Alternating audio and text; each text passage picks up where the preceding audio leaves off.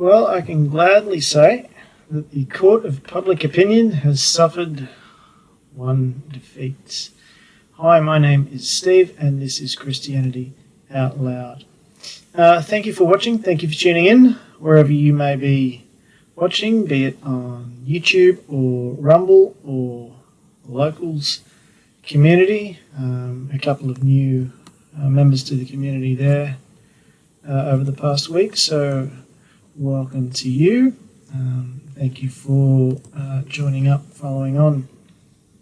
If you like what I'm doing here, or what I'm trying to build, a little bit of not a closed Christian community, but a spot where Christianity is at least front and center of all things culture and politics and sport and you name it. We live in a society that is supposedly inclusive and must include a Christian perspective. So if you like what I'm trying to do, why don't you subscribe?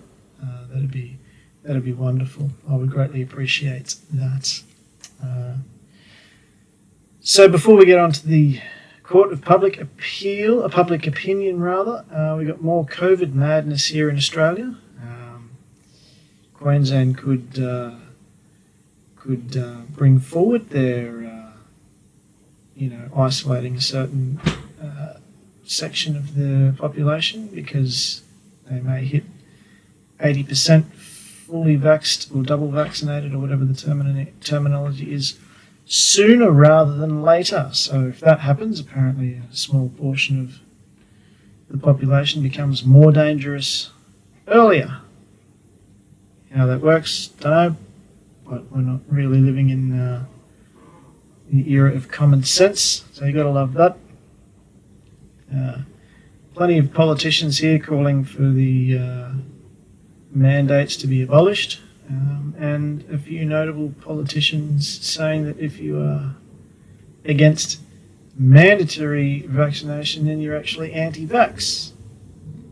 Thank you very much for that definition, Northern Territory Chief Minister Michael Gunner and Federal Senator Jackie Lambie. Well done. No, those of us who are anti-mandate and not anti-vax, believe it or not, we're actually anti-mandate. I think you'll find the name kind of sells itself. I don't know what else there is to understand. So, but there you go. Anyway, I digress. It'll be great to not start a week with COVID madness. I mentioned at the beginning that the Court of Public Opinion has suffered one defeat. I don't think by any stretch of the imagination that the battle or the war, figurative, not literal, has been won yet, but I think a step in the right direction. I mentioned the case of a young man, Kyle Rittenhouse, last week. And I mentioned, or if I didn't mention, or give the impression that I was concerned that a verdict would go the other way. If I didn't give that impression, I did a very good job because I was quite concerned that they would hang that young man out to dry.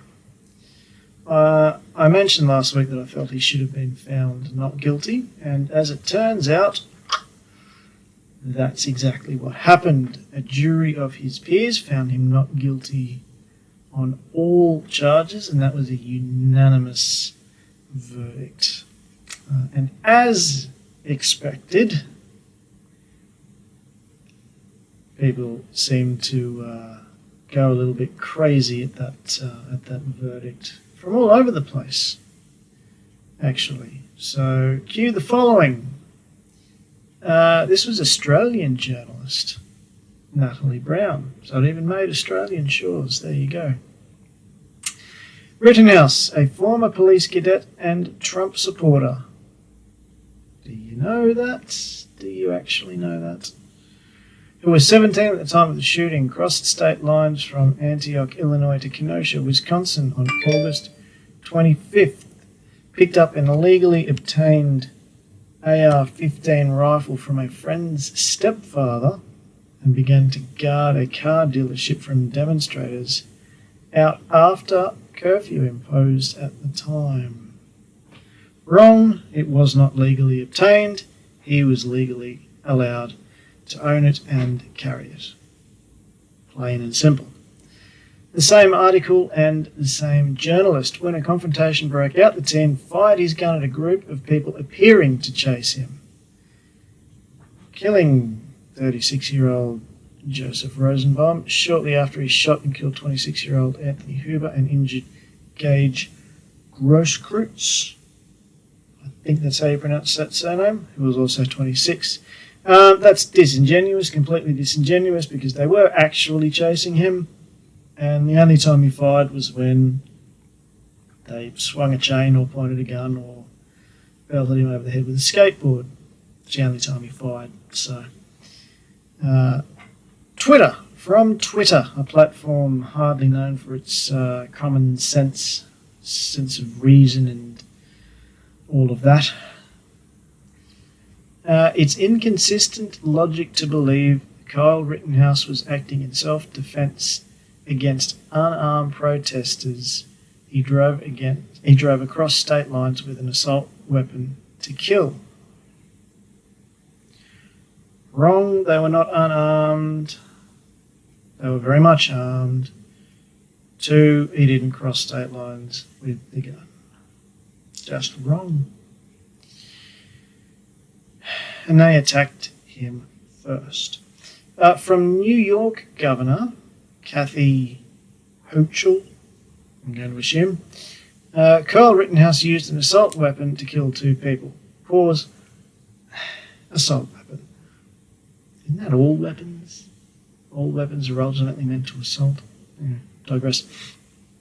This is not justice. If there was any question about why we need strong gun safety laws, this is your answer. This should never have been allowed to happen in the first place. We have a lot of work to do. Wrong. He defended himself against career criminals who were plainly and simply attacking him. It's on camera. Multiple cameras, multiple footage. So, but she's right in saying that it shouldn't have happened. You're right. Indeed, it shouldn't have happened. The police should have been there. The police should have quelled any violence and arrested people for vandalising, setting shops on fire, looting, pushing flaming garbage trucks towards petrol stations. But you reap what you sow. So, from attorney Ben Crump, Kyle Rittenhouse, white, 17-year-old vigilante kills/injures 3 with assault rifle and is found not guilty. Wrong, he was not a vigilante. He defended himself, plain and simple, according to the law. And possibly the best one that I read. This is from New York Mayor Bill de Blasio. Anthony Huber and Joseph Rosenbaum are victims. They should be alive today. The only reason they're not is because a violent, dangerous man chose to take a gun across state lines and start shooting people. To call this a miscarriage of justice is an understatement. Say it again. Wrong. He did not take a gun across state lines. He is not a violent, dangerous man. He did not shoot random people. But possibly the most egregious part about that is actually when he defines Huber and Rosenbaum as victims. I'll get to that in a moment. Now, I mentioned last week that the 3 people this young man shot, it's not escaped the fact that he shot people, leaving that whether you think he should have or shouldn't have. Fact is he did. But the 3 people he shot were white. There goes the white supremacist argument. However, let's examine the victims, supposed victims. And I'll post a link somewhere, above, below, beside, somewhere. I'll post a link somewhere that's got this, so you can see I'm not making any of this up. But in summary, I'm just going to look over here because that's where the summary is. Grosskreutz, again, I hope I'm pronouncing that correctly. So, multiple arrests for criminal damage and disorderly conduct related to domestic abuse, multiple felony burglary, Misdemeanor for theft to movable property, misdemeanor trespassing, misdemeanor disorderly conduct. I could go on. Hoover. Repeated disorderly conduct related to domestic abuse, possession of drug paraphernalia, use of a dangerous weapon relating to domestic abuse, felony strangulation and suffocation relating to domestic abuse. So an upstanding citizen there. Rosenbaum, and I saved the best till last because he was charged by a grand jury with, hold your hats, 11 counts of child molestation and inappropriate sexual activity with children, with the real victims here being 5 boys aged between 9 and 11. Now, I apologise if I've offended anybody by reading out those last charges, but there is a lot that I left out that I'm not going to touch and mention. Okay, you can go and read that for yourself, wherever that link is available. So these were the victims. Now, I want to make this abundantly clear, just so nobody can accuse me of anything. I do not believe those 3 men deserved to die. I am not a proponent of the death penalty. I have never been. And this whole incident really was a series of, I'll be nice, unfortunate events that led to that point in time and led to those 3 men being involved in the riots. That's what they were riots. You know, I'll leave the circumstances of the riots out, but they were rioting and those 3 men got caught up. Okay? I don't believe anybody deserved to die. However, a jury of his peers, it was self-defense. Clear, simple, easy, done. But why are they being the 3 people? Why are those 3, right, with the records I've just mentioned, why are they being portrayed by some sections of the media and society as heroes? You know, it reminds me a little bit here in Australia of how some people revere Ned Kelly. Okay, he's arguably the most well-known Australian bushranger, outlaw, if you want. Why is he celebrated? The man was a career criminal. Armed robbery, murder, he shot and killed police. Yet he's revered by some sections of society. He is revered. I don't get it. And of course, there'd be no biblical example of, you know, people revering criminals and calling for their release rather from prison. Well, aside from Barabbas, aside from him, you know, it was a few years ago here, out near where I live. I was on my way home from work on the motorbike before I crashed the motorbike. That's another story. I was on my way home. I still had the bike, so it was a couple of years ago now. It was before all this COVID lockdown madness. And I've turned the corner into the main road, I guess, heading towards my house, and there's cars and traffic backed up everywhere. Okay, obviously something's happened. But being on the bike, I can, you know, weave in and out, and it doesn't cause me too much of a delay. But the closer I got to where I needed to turn off to go to my house, you know, it's an unpleasant sight, and I'm not really going to go into the details, but there's a car wrapped around a telegraph pole or a traffic light pole or something like that. And it was not pretty. I'll leave it at that. But when we found out what actually happened, it was a teenager, from memory, about 14, I think. He had stolen a car. He'd piled a lot of people into it. So if it was a 5-seater car, there were 6 or 7 people in it. I apologise, I can't remember the specific number. I think there were some relatives of his as young as 11. There was some as old as 16 from memory. He was speeding, lost control and crashed. Yeah, there were flowers placed at the site of the accident, as people are entitled to do. But a lot of the messages, both at the site and then on various social media, all referred to him as a good boy.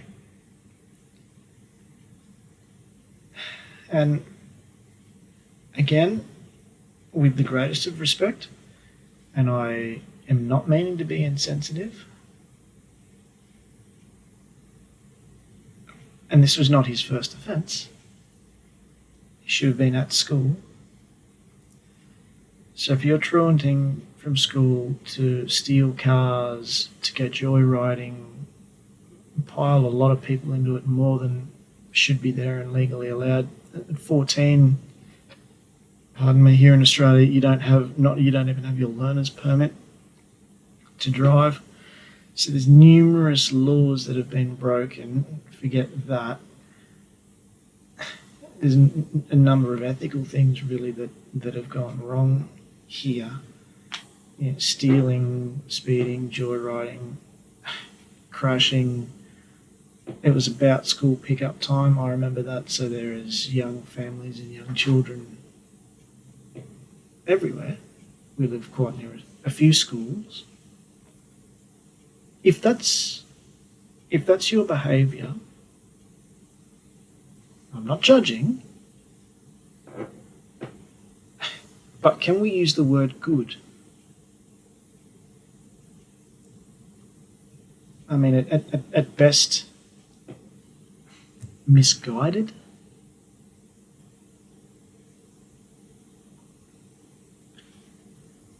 But why are these 3 people particularly, I mean these career criminals, why are they being revered? Since when did pedophilia and child molestation become an acceptable and defensible behaviour? Oh, I missed that memo. Beating your wife is not an acceptable and defensible behaviour, at least in my eyes. But child molestation, like the things that this man did to children, this is acceptable.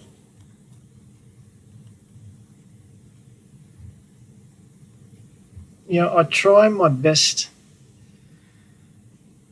to see the best in everyone. I do. I don't come across that way at times, but I do. I really do try to see the best in everyone. I try and find common ground with people I disagree with, but it's very hard to find common ground with people who revere pedophilia and child molestation as acceptable behaviours. It really is. But how did we get to this point? There's been a lot of that. How do we get to this point? I mean, not just placing people on a pedestal, placing these people, these career criminals who've done unspeakable things against the most arguably vulnerable people in our society, being women and children. Not just that, but the continual perpetuation of a lie, of a narrative that is just not true. Still, this young man is being called a racist and white supremacist. How long is the lie going to be held on to? Is it not a case of going, you know what, we got it wrong.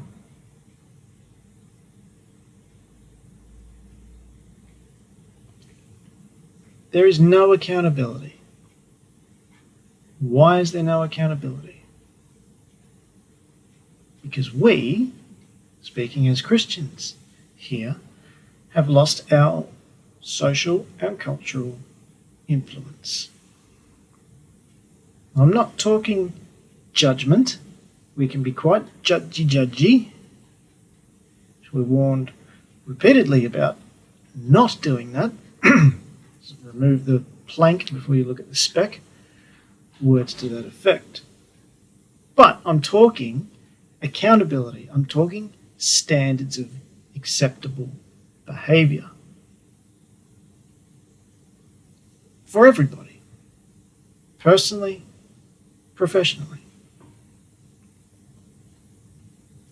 I quoted Dr. Albert Mohler a few weeks ago when he said, unless we live explicitly as if we believe that God exists, unless we live like that, and secularization, got it right, is our fault. Postmodern secularization has not been good for society or culture, but we've stood by and watched it infiltrate everywhere, including churches, especially churches. So what can we do? What can we do? Well, I write these weekly words. I've got ideas for what I would like to be my second book, or at least form the basis of my second book. Speaking of books, get my first book, Bread of Life, The Simple Gospel. There's also a link for that below. Christianity, the idea behind Christianity is that it's actually ultimately a choice. It is a choice. It is not something that is ascribed at birth. It is not an immutable characteristic, if you like. Okay? It's not dependent upon class, upon race, upon social standing. Okay? That's made abundantly clear throughout Old Testament, New Testament. Okay? People were wealthy believers, people were poor believers. It's just the way it is. Okay? It doesn't matter. Right? The religious experience specific to Christianity is a choice. Okay? It is not an immutable characteristic. Race. Like race is. Okay? But because of that, it then becomes the most important aspect of my identity, which is what drives me berserk with this identity politics, is that things that are immutable or not, but are forced into the most important aspect of one's person, who one is.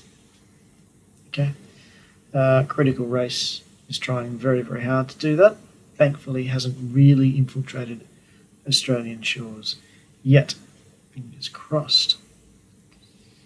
But historically, five things separated Christianity from the ancient Roman society. Okay, and that was, just over here again, so no race or ethnicity received any partiality or favoritism. Okay? Go read the New Testaments for Jew and for Gentile. Okay? Retaliation, or the idea of retaliation, sat beneath forgiveness and reconciliation. If your enemy strikes you, what do? Turn the other cheek. If he asks you to walk half a mile, walk a mile. If he asks for your coat, give him your coat. Priority of care for the poor and marginalised. The lives of newborn and unborn children were sacred. And sex was understood to be relational, not transactional. So those are the five things that separated Christianity from the rest of society.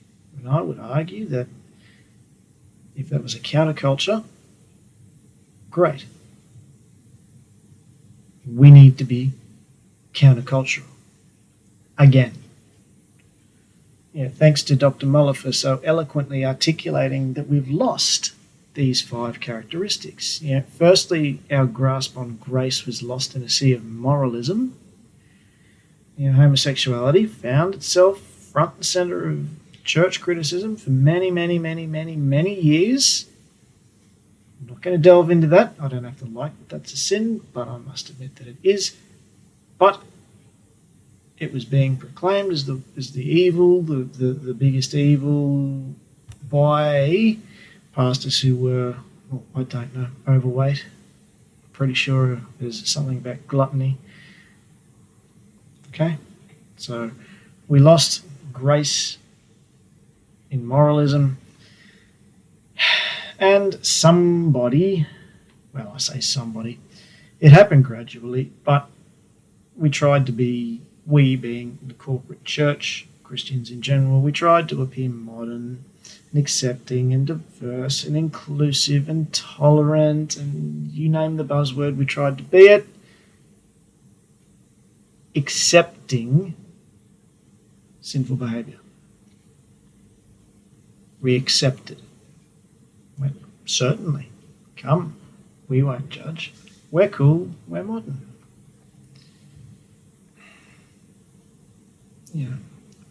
We can't do it. We can't do that.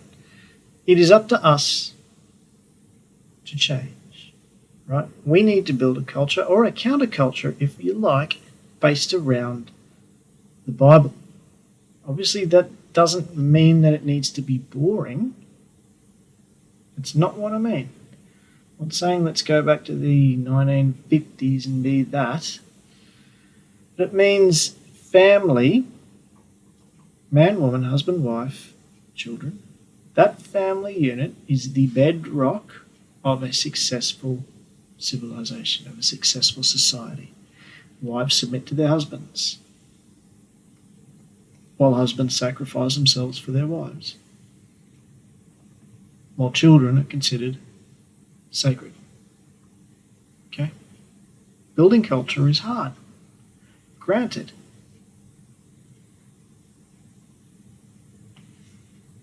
But what's the alternative? What's the alternative? Continue down secular postmodernism, where people lie, where people make things up? It's up to us to rebuild Christianity. Rebuild the counterculture. Stand firm. I'll leave you with this from Habakkuk 3. Though the fig tree should not blossom, nor fruit be on the vines, the produce of the olive fail, and the fields yield no food, the flock be cut off from the fold, and there be no herd in the stalls. Hardly uplifting so far. Yet, I will rejoice in the Lord. I will take joy in the God of my salvation. God the Lord is my strength. He makes my feet like the deer's. He makes me tread on my high places.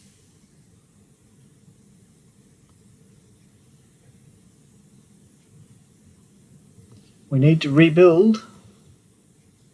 We need to offer an actual alternate. We need to go back to being countercultural. Offer a true biblical alternative. Until next week, God bless.